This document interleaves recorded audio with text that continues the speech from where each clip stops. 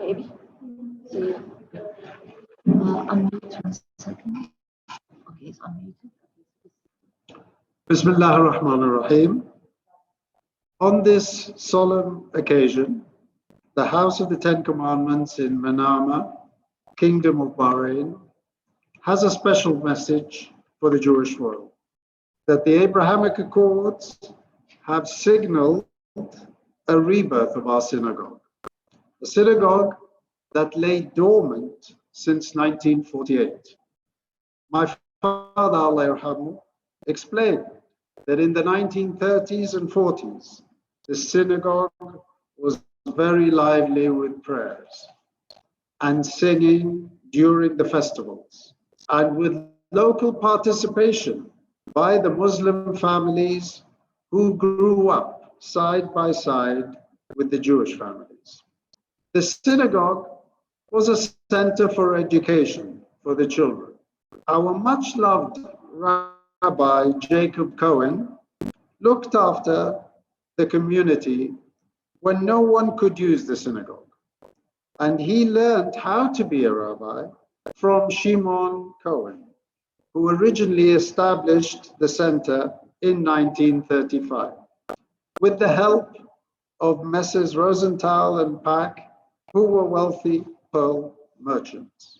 A special mention must be made about Rabbi Shimon Cohen, Allah yarham. He was here in the 1930s and found a group of 800 to 850 Jewish traders who lacked knowledge of how to pray and how to read Hebrew. He went about establishing the synagogue and teaching the youngsters, two of whom were my father and Jacob Cohen, Allah yarham. And he taught them how to pray properly and how to read Hebrew properly. Yesterday, I witnessed in this very synagogue a mincha prayer with a minyan, and it was a special feeling. If Shimon Cohen or Jacob Cohen or our new fathers were alive today, how happy they would be to see this rebirth. I would like to introduce our guest speaker, Ambassador Dory Gold. He is president of the Jerusalem Center for Public Affairs. Ambassador Gold was the 11th permanent representative of Israel to the United Nations from 97 to 99. He also served as the Director General of the Ministry of Foreign Affairs of Israel in 2015 to 2016. In that capacity, he was instrumental in expanding Israel's ties in the Arab world, the Far East, and in Africa. In January 2014, he was appointed as an external advisor on international issues to Prime Minister Benjamin Netanyahu. During the Prime Minister Netanyahu's first term, and in the capacity of foreign policy, Ambassador Gold served as an envoy to the Palestinian Authority, to Egypt, Jordan, and the Gulf states. Ambassador Gold has written books on the Middle East and articles which have appeared in major international publications. Among his New York Times bestseller, The Fight for Jerusalem, stems from his sense of mission to disprove those who engage in temple denial or who otherwise dispute the Jewish people's historical connection with Jerusalem. This drive inspired his creation of a multimedia presentation, which he has delivered at venues including the United States Senate, in Washington, D.C., in London, Los Angeles, New York, and Jerusalem. As a recognized scholar and senior diplomat, Ambassador Gold is regularly invited to share his expertise. He delivered testimony at the US House of Representatives before two special congressional hearings, one on recognizing Israeli sovereignty on the Golan Heights in 2018, another on moving the American embassy to Jerusalem in 2017, and before the Foreign Affairs Committee in the US House of Representatives to testify on Israel's right to defensible borders. In 2010, he was invited by the Office of the Prosecutor to the International Criminal Court in The Hague to discuss the Palestinian Authority's declarations recognizing ICC jurisdiction in territories that it claimed. Earlier in 2009, he debated Justice Richard Goldstone at Brandeis University on the veracity of the United Nations fact-finding mission on the Gaza conflict. He earned his BA in 1975, MA in 1976, and PhD in 1984 from Columbia University, where he specialized in the Middle East and international law. He lives in Jerusalem with his wife, Ofra, their children, and he's blessed with grandchildren. Thank you very much for joining us, Ambassador Gold. Well, thank you. And before I get started, I really want to acknowledge your synagogue, the House of the Ten Commandments, and how this event, which is really a historical event, it's the first time that you are commemorating in Bahrain Yom HaShoah. And I think we have to mark that, not just get into the academic and historical aspects of it, but really stop for a minute and say to ourselves, wow. And I particularly want to thank three people: yourself, Abi Nunu, Huda, the former ambassador to the United States, Huda Nunu, and Nancy Kaduri, who I understand is on this, is involved in this event, and everybody else in the congregation who really took the trouble to make this happen. So thank all of you, and let this be only a beginning of many years of cooperation. Let me get started with tonight's event. 5 years ago, when I served as Director General of the Ministry of Foreign Affairs of Israel, I actually stood in the Bergen-Belsen concentration camp in Germany on Yom HaShoah, where I was asked to speak. There were good reasons to focus on Bergen-Belsen. It had emerged as one of the key concentration camps established by the Nazi regime for the purpose of exterminating the Jews of Europe. It had no gas chambers like the Nazi-run death camps at Auschwitz and Treblinka in Poland. Yet thousands died in Bergen-Belsen from disease, starvation, exposure, and sheer exhaustion, especially after the death marches in the winter of 1944-1945 from the evacuated camps in the east. Typhus and typhoid fever were rampant. Thus, Bergen-Belsen's role grew as a central hub of the concentration camp system after the Red Army crushed the Wehrmacht along the Eastern Front, and the Germans transferred their surviving Jewish prisoners to camps within the borders of the German state. Jews from all over the Nazi Empire were forced into Bergen-Belsen, from Poland, Hungary, Yugoslavia, the Netherlands, France, as well as North African states like Libya and Tunisia. The commandant of the Bergen-Belsen camp at the end of 1944 was Joseph Kramer, who was an SS officer who previously had been in charge of the main killing center at Auschwitz. On a personal note, let me add, my own mother-in-law, Dina Sherman, was also relocated from Auschwitz to Bergen-Belsen, along with her sister Esther, who died in her arms in that place. It was also where Anne Frank died with her sister Margot after they were moved from Auschwitz, along with tens of thousands of others. 5 days after the British Army liberated Bergen-Belsen, on April 15th, 1945, a BBC reporter named Richard Dimbleby entered the camp and made a tape recording of the former Jewish prisoners congregating on a Friday night, rising up with their very frail bodies and breaking into a Hebrew song called Hatikva, which means the hope. It was to become Israel's national anthem. That very moment in time forged a link between the horrors of the concentration camps and the restoration of Israel just a few years later. By choosing Hatikva, the Jews at Bergen-Belsen were also reminding the world and sending a message that theirs was a 2,000-year-old hope that dated back to when the Jews lived as a free people in their own land. They were also saying that it was time to go back home. What has the modern state of Israel learned from the horrors of Bergen-Belsen and the Holocaust more generally? Chaim Herzog served as an officer in the British forces that entered Bergen-Belsen in 1945. In April 1987, he went back there as Israel's 6th president and directed his words to the victims in their graves. He declared that they bequeathed a responsibility to later generations to ensure that the Jewish people would never again be helpless.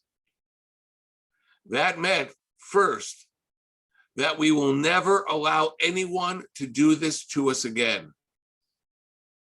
In modern times, there's a new anti-Semitic wind blowing across Europe, reviving memories of what transpired on that continent decades ago. But there is a real physical threat to the Jewish people that emanates from a regime in the Middle East that parades missiles in its capital nearly every year and fastens to its launchers the words, quote, "Israel must be wiped off the map." You cannot wipe a country off the map without posing an existential threat to the people who live there. The reports of the International Atomic Energy Agency, the IAEA, since 2011 have added that the same regime is aspiring to remove the conventional warhead from the very same missile that it parades and replacing it with, quote, "a spherical nuclear payload." Not much is left to the imagination. Israel will deter and defend against any state or political movement which poses a threat to the Jewish people. This is not an obsession, but a sacred trust handed to us by the people buried under the rubble of the Second World War. The legacy for Israel and the Jewish people from the Holocaust is not only in the military field. Since the end of the Second World War, Jewish judges and Jewish lawyers stood at the forefront of the international struggle against genocide in any form, in any context. It was a Jewish jurist named Raphael Lemkin who in fact coined the term genocide. It was another Jewish scholar, René Cassin, who had a pivotal role in drafting the Universal Declaration of Human Rights for the United Nations. Shabtai Rosen fought for the creation of an international criminal court, the ICC, though it became tragically corrupted by states that sought to politicize it shortly after it was founded. Despite these and similar legal efforts, however, the threat of genocide has persisted since the Second World War. In Cambodia, in Rwanda, in Bosnia, in Darfur, and across the Middle East, in Kurdistan and in Syria. Israel is a small state, but Israeli diplomacy must do everything in its power to recognize the warning signs and the threats of genocide, and then to mobilize and press states to prevent it. That is an enormous responsibility. but as the survivors of the greatest crime in human history, we must bear that burden and undertake to banish this threat from the family of nations. As a final note, fighting genocide requires advancing tolerance and mutual understanding between peoples. I'm extremely aware that I'm giving this address in Bahrain.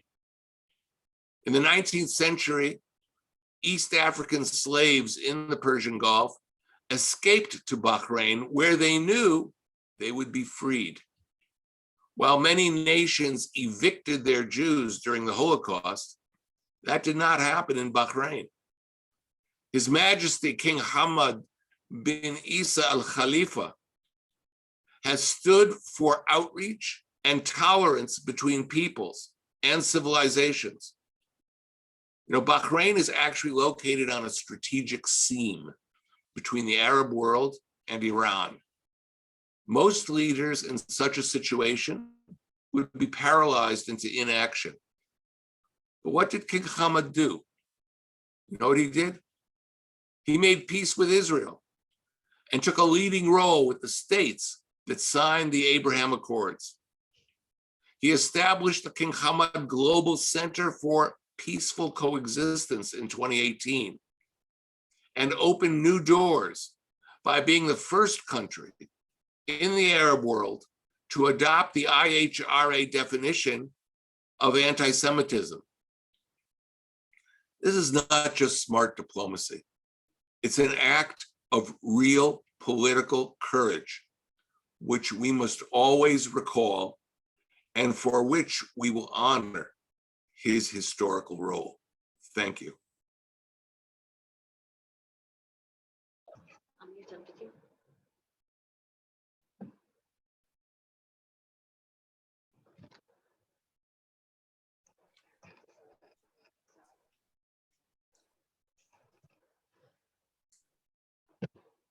Thank you, Ambassador Gold, for giving us a piece of history.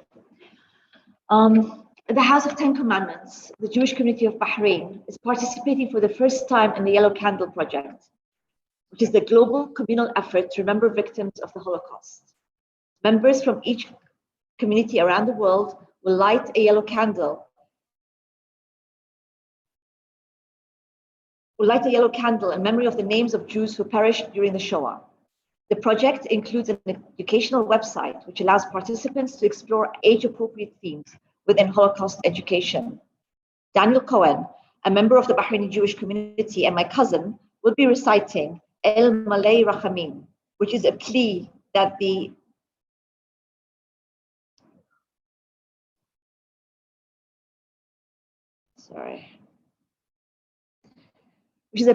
soul of the departed should be granted a proper rest. After the prayer, we will together, both in person and virtually, each light a candle in memory of the deceased.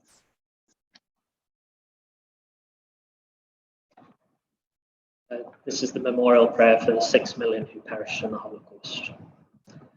Al Malay Rachamim Shochen Bamromim, Hamatzeh Menucha Nochona, Al Kanfei Hashchina, Bamaalot Kadoshim Uthorim, Kazoha Harakia, Ashirim Et Nishmot, Akdoshim Bahathorim, Shahumutu Vesheneheru, Veshenish, Khatu Veshenis, Refu Veshenit Bahu, Veshenech Nahu, Al Kudush Hashem, Al Yedeh Hasorim, Agar Nanim.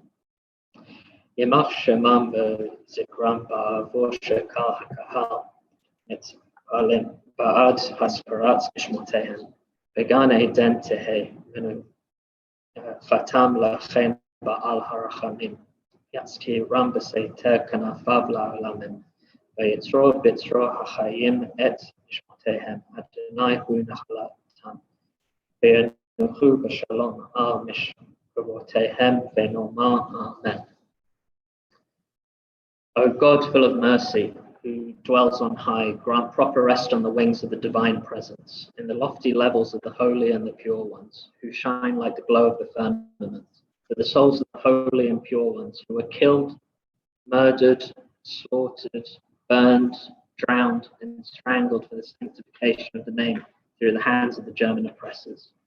May their name and memory be obliterated, because the whole congregation is praying on their behalf in remembrance of their souls.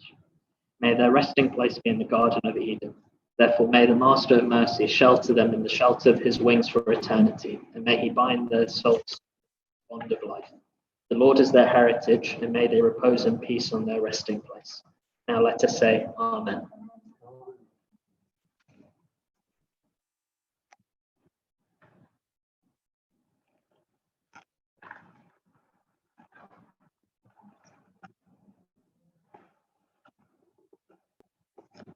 We are lighting these candles, these yellow candles, in memory of the following.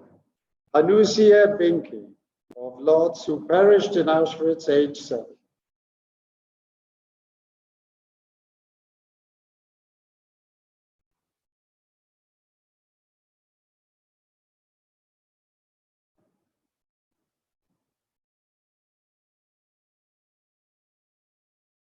Aaron Byron, who perished, age 10.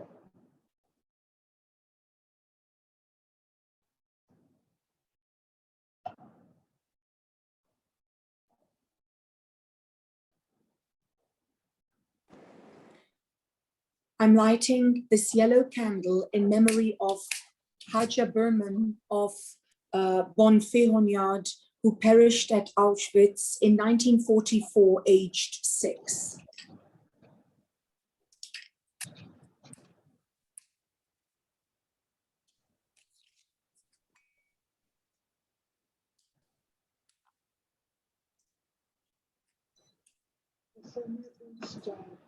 Who perished at the age of 8.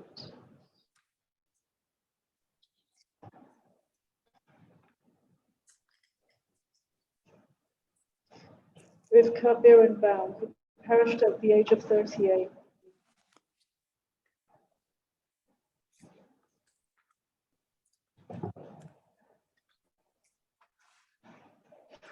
Randall Biner, who perished at age 43.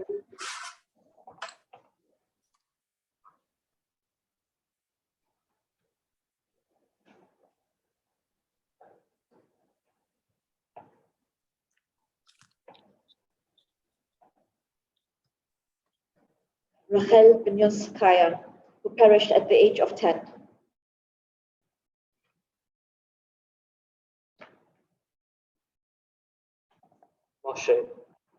Moshe Berensweig, who perished at age 32.